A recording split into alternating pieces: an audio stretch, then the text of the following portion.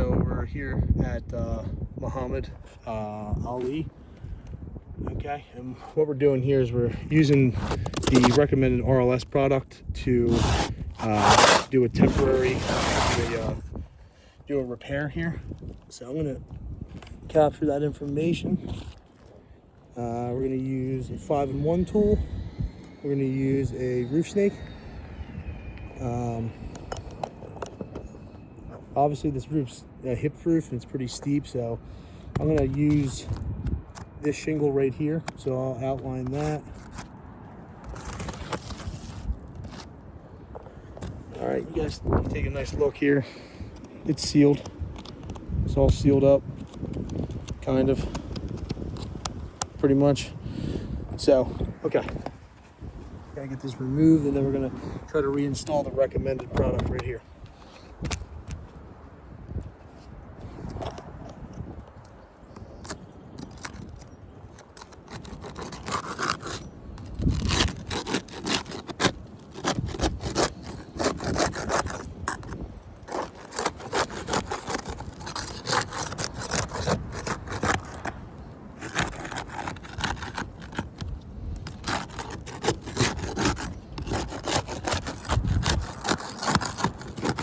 Okay, so those 3 rows there, they came unsealed pretty simply.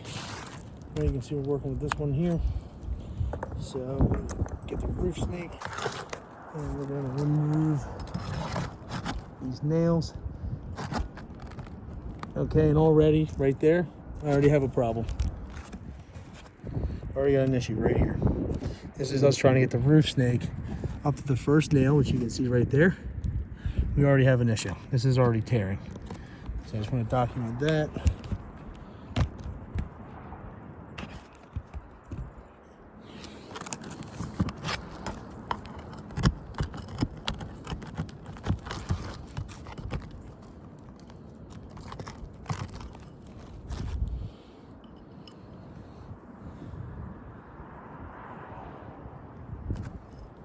Inch and a half.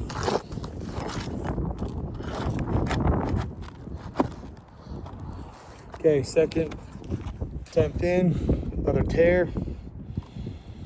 We're going towards that nail right there. Okay, we got 1 out, 1, 2,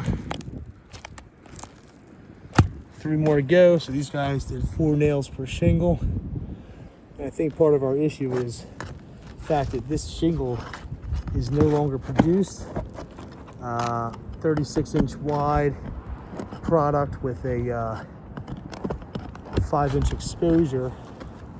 Obviously getting close to the end of its life here.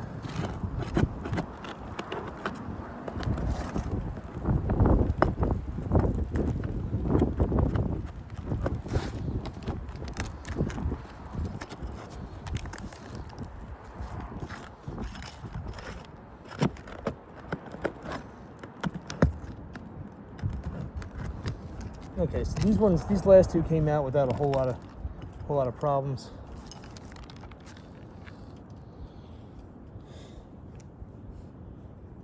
This is not in great serviceable condition, but it's in a condition for sure.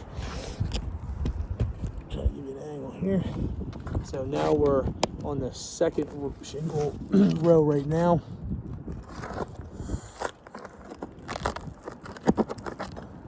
Okay. Now this one did not come out so easily. I do have a tear in the matting here. I'll get better pictures of that shortly. I'm just keeping you updated.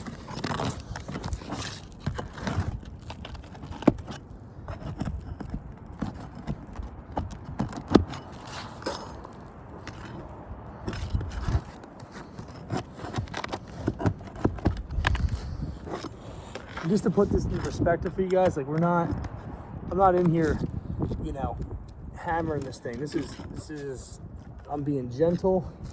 I'm using the full leverage of the shingle to get underneath of these. The nails are only 1.5 inches, so this isn't something that needs to be lifted higher than an ordinary product. And that one came out no problem right there. Just one more.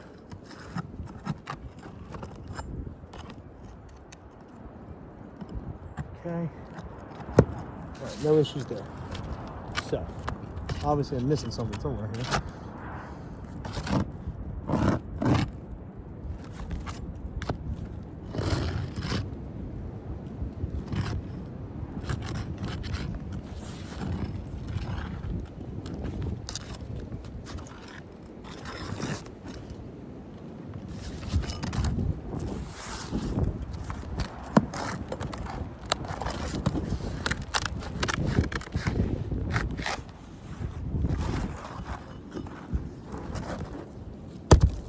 All right, that's out. So, that's what we're working with. So when we compare that to this one here, we got a significant size difference. I'm gonna take a closer look. I mean, you're about 2 inches off, 3 inches off here. Okay, that's just the size difference. Lengthwise, exposure-wise, about 1 inch. So, real quick before we move forward, I got tears in the matting surface level on the exposures. Okay, and then we got tears to the matting on the sealant side here as well, which I will get better pictures of. Again, this roof's kind of steep. It's a little bit difficult to maneuver this, but that is just it's just brittle. It's not past its life. It's not that old. It's just brittle. Probably get this butt kicked by the sun. Okay, so new product right here going in place. So I'm gonna put the new product where it belongs per its size and manufacturer spec. We're not concerned with the color, people. Delaware does not owe for matching. They owe for a like kind and structure, which this is not. This is definitely not. You can see where the nailing fins are. The sealant strips on this product, it is, by the way, flexible. This is what a repairable shingle would look like. Their sealant is going to be pretty much non-existent at this point. You have just it's aged. It's aged, and it's not going to reseal. And with this not being flat on the matting, being in between these keyways here, I'm sorry, being in between the decorative laminates here, the shingle's not going to have a proper opportunity to seal. Aside from that, the size difference, the exposure difference, that's the physical dimensions of it. We're gonna throw a couple nails in here, not too many, because I can't leave this on here like this. I can't warrant this type of work. No matter how skilled you are, this is half-assed work, and we will not be leaving this, but for demonstration purposes, we're gonna throw a nail in here, maybe 2, and see how that impacts the repairability. So I got this thing lined up where it belongs. I'm sure you guys can all agree on that one. That is where it goes. And I'm going to use the roof snake here to get a nail in here.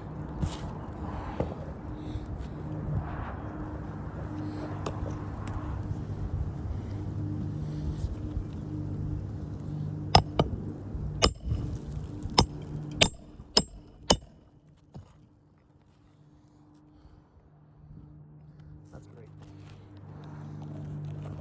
Roof snake does it again. Great tool.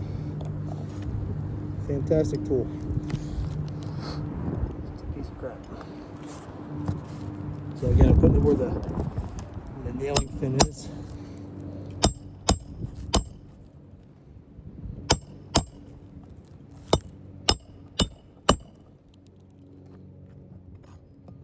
By the way, just so we're clear, no installer's taking the time to do this shit. You guys gotta stop using this as like a recommended tool. This thing sucks. Fucking awful.